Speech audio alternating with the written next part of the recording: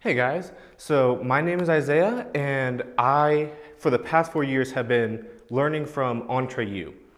And that has given me the tools and the knowledge of it and the knowledge to consult a business, which is my project for this time.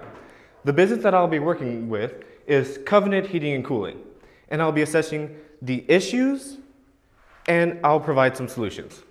So first off, we have the goals and objectives. First off, I'll be going over what I found throughout my meetings. Next, I'll discuss the issues, how they're affecting the business, and the solutions. And finally, I'll discuss the implementation of the solutions that I propose, and I'll go over any questions that you guys have. First off, some topics from the meetings. Marketing. So when I first arrived, the marketing was kind of spotty. It wasn't exactly too relevant, it wasn't too focused, and it wasn't too catchy. Most of what I saw were inspirational quotes and some tips and tricks for HVAC, which is great, but that's not exactly what's going to help you guys get the business or what shows you why you're the best. So we went over it and we decided to target more on some things of what we're trying to sell and kind of the issues that's going on. So one of the examples that I have is UV lights. Since we're around this COVID-19 time and everyone's so worried about sanitation, one of the things that we found is UV lights have some benefits and we can provide those. So UV lights reduce fungal contamination within air handling units. They can reduce the levels of fungal contamination in the fiberglass insulation, and they reduce levels of airborne fungi in the floor space. And we published a colorful article displaying how that helps and how, especially in this time. Next, there was money management. The old money manager didn't know how to say no. There weren't any systems or people to keep her accountable. So we've found that out and we've addressed it, and now we have an accountability system and a person to help them with that. So it's almost all transferred over to the new accountability specialist or the accountant specialist, and all we have to do is have one more meeting to finish moving everything over. Next is leadership. Now, there are a few problems with leadership. One, that he was a pushover. His words, not mine. Second, he wasn't holding people accountable. And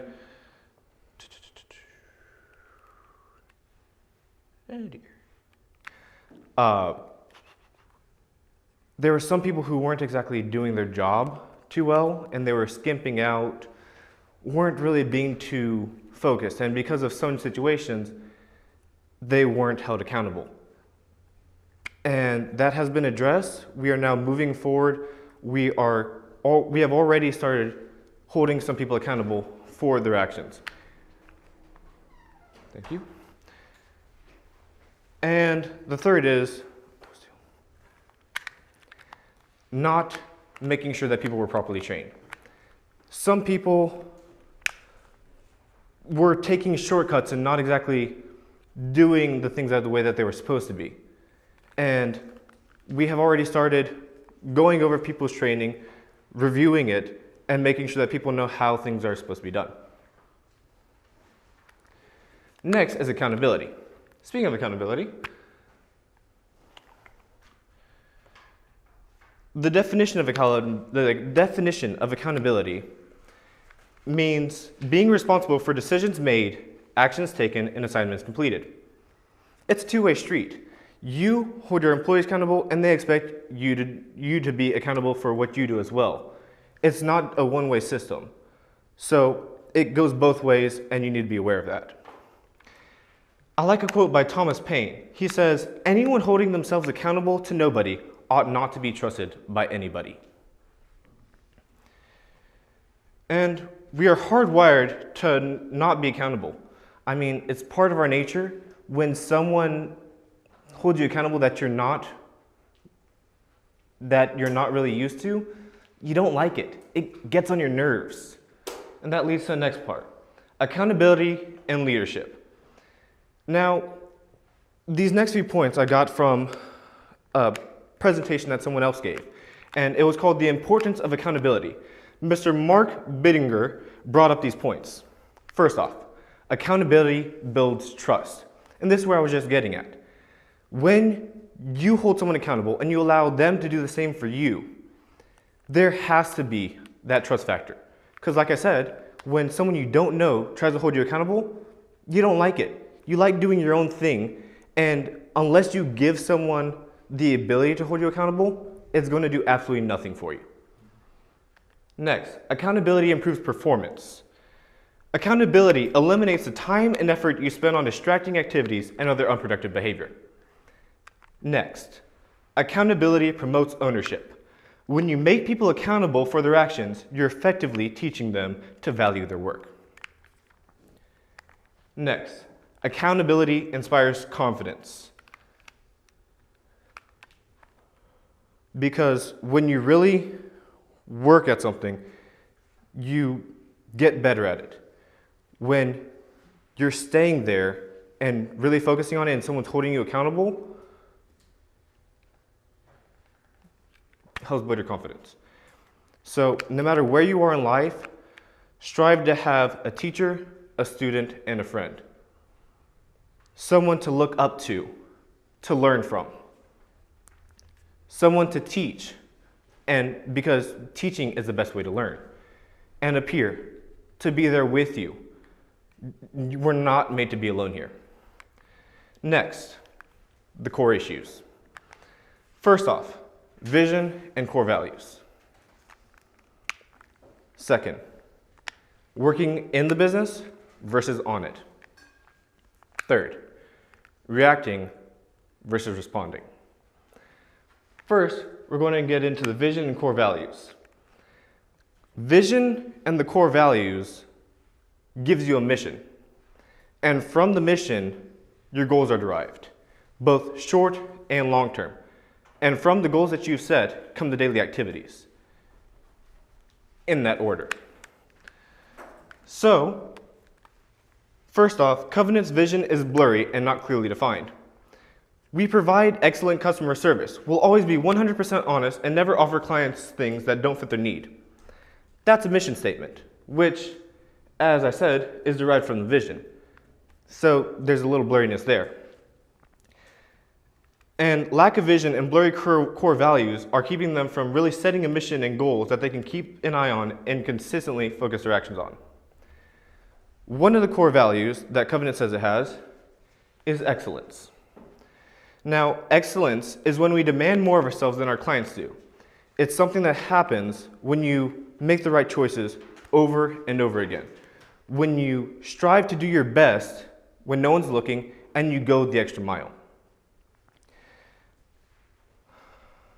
If excellence was a core belief, then there would be effort not only to give the customers a great experience, but also striving to do your best in every single aspect.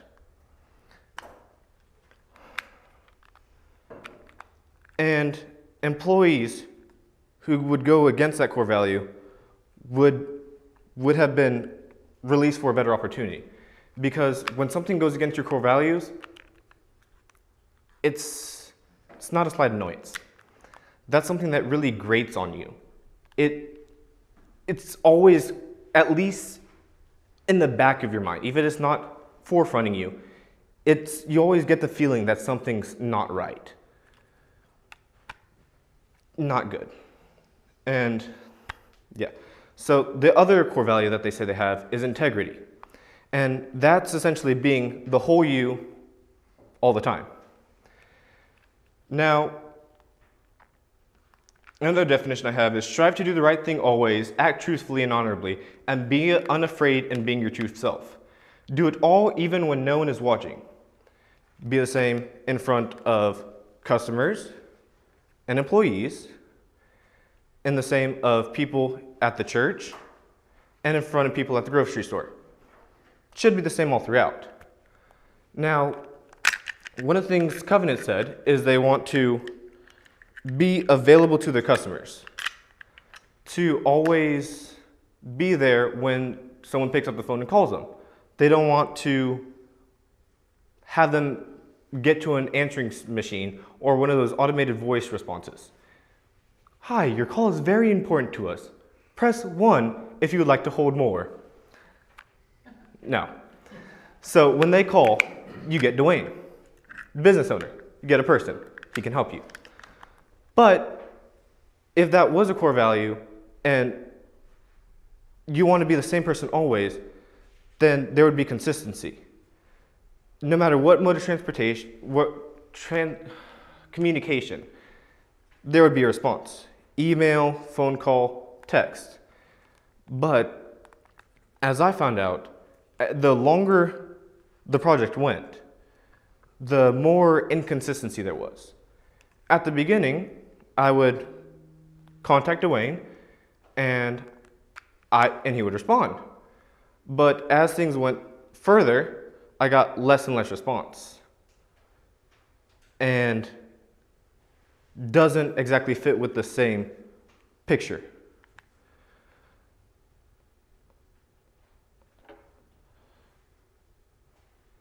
So, vision. Vision is the reason why businesses are started. It's simply a clear picture in your mind of what you want in the future that you translate into written form. Your vision is a destination, what you really want, your vision, or I just said that, your dream, your future. In order to grow a successful business, you must know what it will look like. Because if you don't know where you're going, then any road will get you there. That's a quote from Lewis Carroll. Values. Values are the guiding principles that dictate behavior and action. Values are the filtering process of your decision making and determine what you believe about money, free time, work, friends, intimacy, clothes, politics, family, and spirituality. A few reasons to take core values seriously. They set a foundation for your behavior, they can guide difficult decisions by determining priorities in advance, and they can help you assess performance. Next,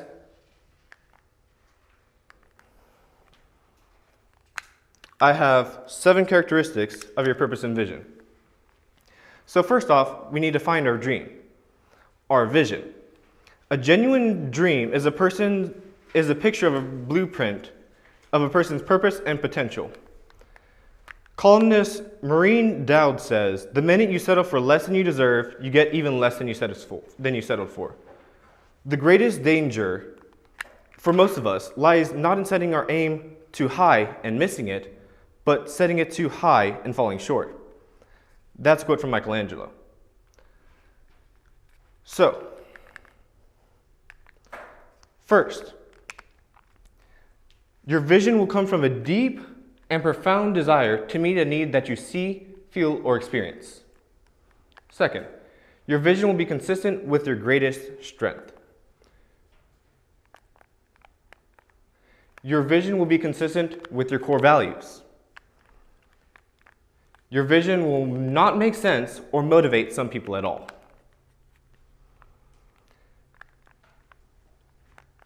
Your dream will define the significance and difference you want to make in the world. Your dream will give you a sense of freedom that leads you into the future. Your dreams will have an internal reward system and won't require external rewards. Finding your core values.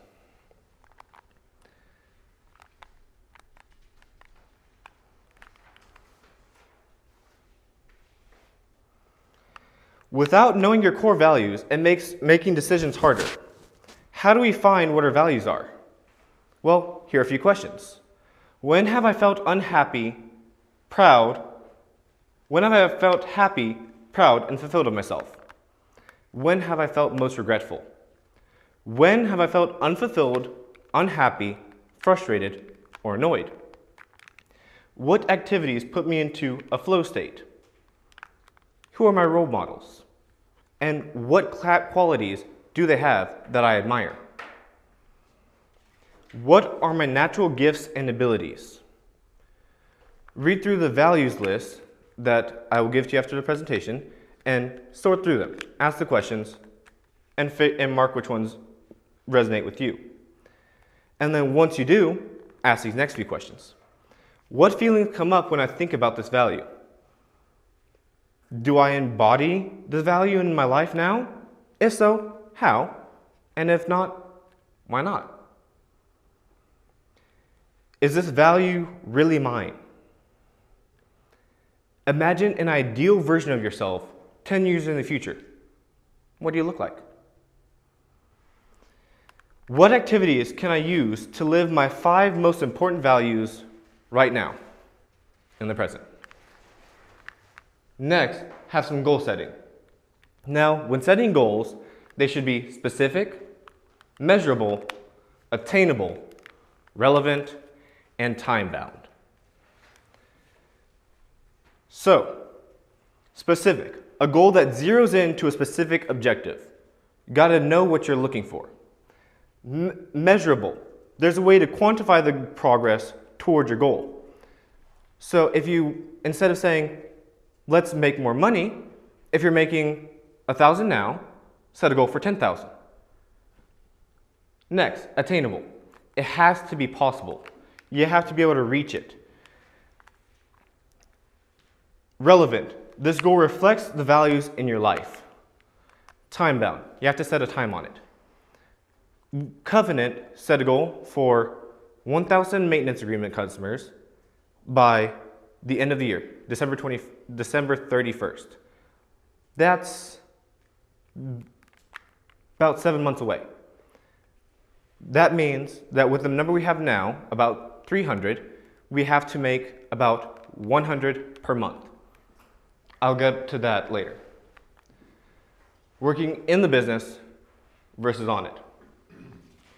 Now, here, working in your business leads to micromanaging. You're constantly completing tasks someone else could complete and a lack of business growth. Working on your business helps with planning, strategizing, and building your business. This, along with the lack of vision and being unsure of their true core values, cause the prioritization issue. It's not enough to be busy. So are the ants. The question is, what are we busy about? That's a quote by Henry David Thoreau. Priorities are ultimately what's important to you. Next, a priority chart. So in the top right, we have urgent and important. In the top left, we have urgent, we have important, but not urgent. Down here, we have urgent, but not important, and not important, not urgent, and not important. So here, we have the do now. These are things like crises, deadlines, and problems.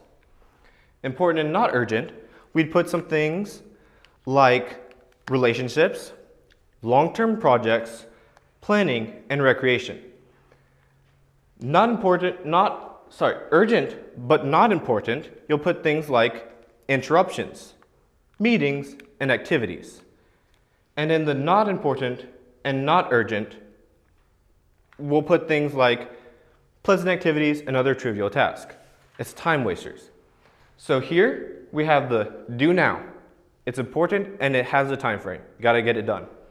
Important but not urgent, we have the plan or the do later. Set a plan for it and start working on it, but it's not due just yet. Urgent but not important, this is where you delegate things. As a business owner, you need to be wise with how you spend your time. So you gotta be careful of your resources because in life you can only spend 2 things, time and money. Use your time wisely. And the not urgent and not important, delete them. You don't need them.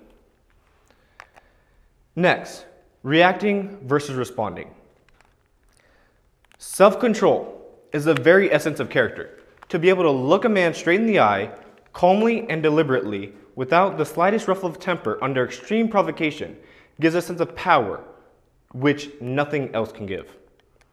To feel that you are always, not sometimes, master of yourself, gives a dignity and strength to character, buttresses it, supports it on every side as nothing else can. This is the culmination of thought mastery. Orson Swett Marden said that. To react is to respond with hostility, opposition, or a contrary course of action to. To respond is to say something in reply. Now, we have reacting in action. When people react, it is typically negative. That's when you get the knee-jerk response of the temper flaring, the no, I didn't. To respond is different. Responses contain controlled emotion. Responses are guided not by emotion and only by logic. So, here's a few steps to respond instead of reacting. First, breathe. Take a few seconds.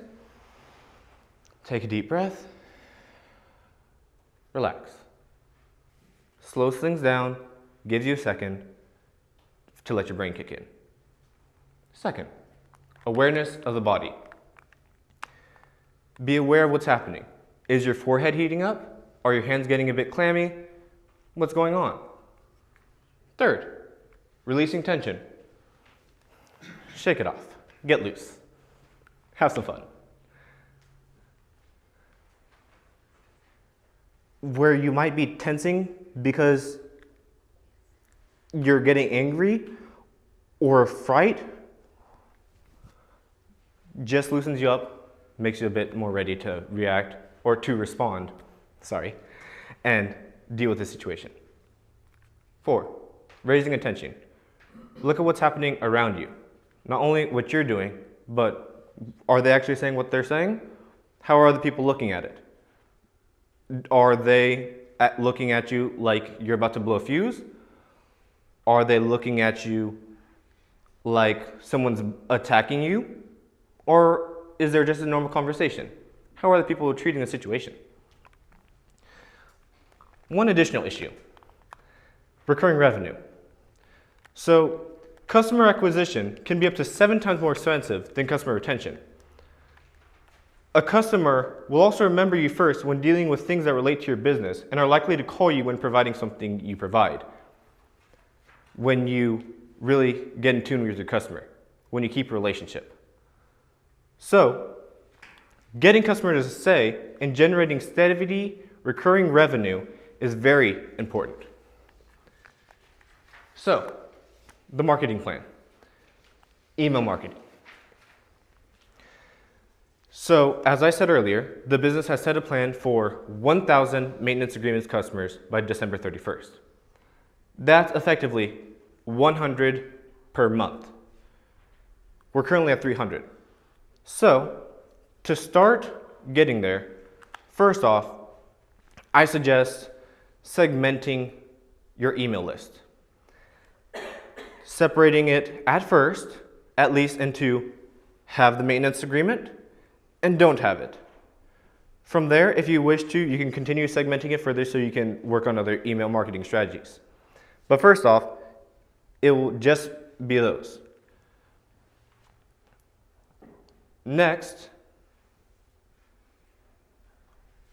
we will send an email to everyone that doesn't have the marketing agreement and suggest benefits as to why they might have it, why they might want it.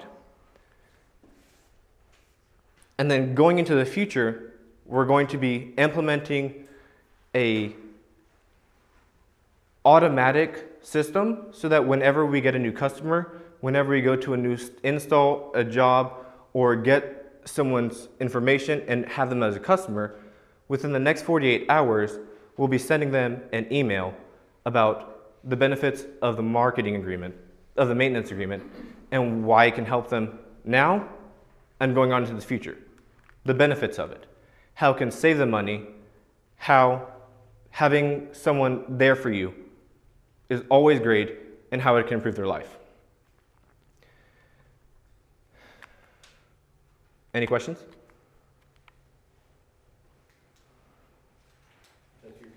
It's my turn. I like the way you put it all together, like you brought together everything that we talked about. So my only question would be the best automated email system. That would be my next step. David and I talked some about that. It needs to be cost effective, it needs to be effective for what we do. Yes, ma'am.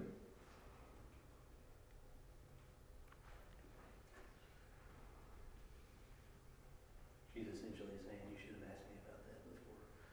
Okay. It's part of your implementation plan. So, suggesting email marketing is good, and that's a valid point because that is something that I have mentioned to them as well in the past. But, making sure that, when we're suggesting implementation, that we want to be as specific as possible. Okay. Right? So, I don't really have any questions. A little feedback, Okay. real quick. Overall, I thought it was good. Me too. Well, Yes, I thought it was good overall. I thought it was definitely well thought out. very much. I would like to see just a few little side notes. We would like to have copies of the actual notes. I know you put your notes into the PowerPoint deal here, which is great, but a few of these pages it cut off a chunk of the notes, and so I would like to be able to go back and see those. I think the accountability, you're spot on. That's definitely something that is known and is seen. So that's a huge opportunity for growth there. I'm hopefully working on going and bugging David quite often about things. True that. He called me yesterday. So, having that accountability and leadership is a huge opportunity. I would also say that, just want to make sure that when you're talking about these kind of things, what you defined accountability, and that's great. You talked about the importance of accountability, what accountability does, and that's an amazing concept. So one of the things that I would like to see more of would be, what does that look like in everyday life, right? So saying, if I'm a person that's habitually not accountable for what I'm doing, what can you give me or do or help me structurally that will help me implement accountability in my everyday life without me feeling overburdened, right? Implementation. Yeah, implementation. I thought, again, your core issues here, vision and core values, working in the business versus on the business, and reacting versus responding is huge. That whole idea of vision plus core values leads to your mission, that leads to your goals, long and short term, that leads to your day-to-day activities. That's something that I've seen for a while in that, is that there really is no vision, as you and I discussed, for the business. The answers that you get when you ask them about that are, well, we provide excellent customer service. No, that's a complete load of BS. Everybody says that, right? That's lip service.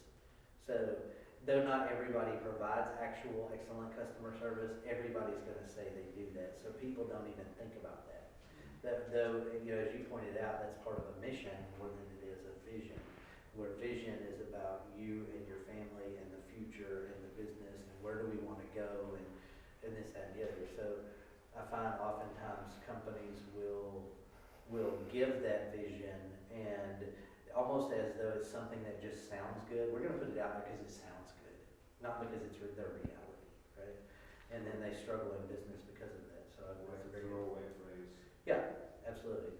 A catchphrase that's useless, right? Absolutely. So I would like to point out of that, the 7 characteristics of purpose and vision I thought was really great. Core values. And I mean, I find it, sometimes it's hard to tell people, and just throw it out there, that what they claim their core values are really aren't their core values. And so, I appreciate your honesty in that. Those in here somewhere where they're saying the core values are excellence and, That's one of the pages that cut off. yeah, Excellence and integrity. excellence and integrity, yeah. With the definition of, of excellence and the definition of integrity, especially integrity, that being true to oneself, being whole, right, coming from that integer thought process. And then, so we've got that as a stated core value. I'm gonna be excellent in everything that I do. I'm gonna have integrity in everything that I do. And then you pointed out the fact that, dude, you're not showing up to meetings, you're not returning my phone calls. How important is this stuff to you really? I mean, let's be honest here, right? And so that concept of that, to me, excellence, when I'm thinking excellence in my business. I'm thinking of what can we do with excellence so that all the interactions feel like excellence. Now, I can't guarantee that always, but I can guarantee that we always try, right? In our case for that. And so it's that idea of I'm going to keep my promise, right? And excellence integrity says if I tell somebody I'm going to do something, like I'm going to do it, right?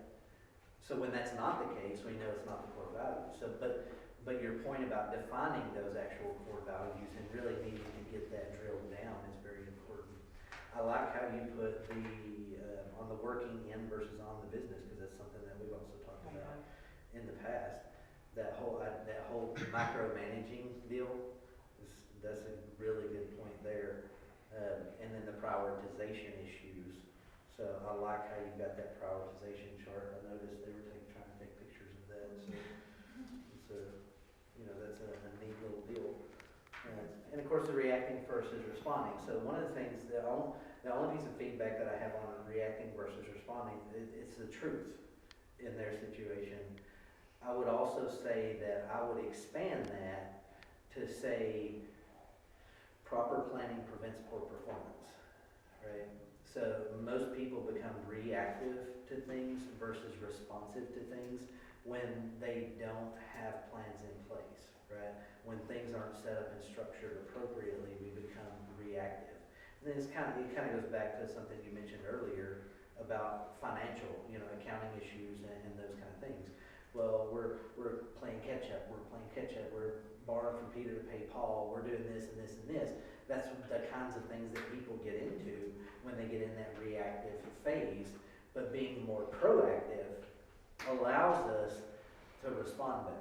In other words, the biggest difference in reacting versus responding is reacting will see things as a process.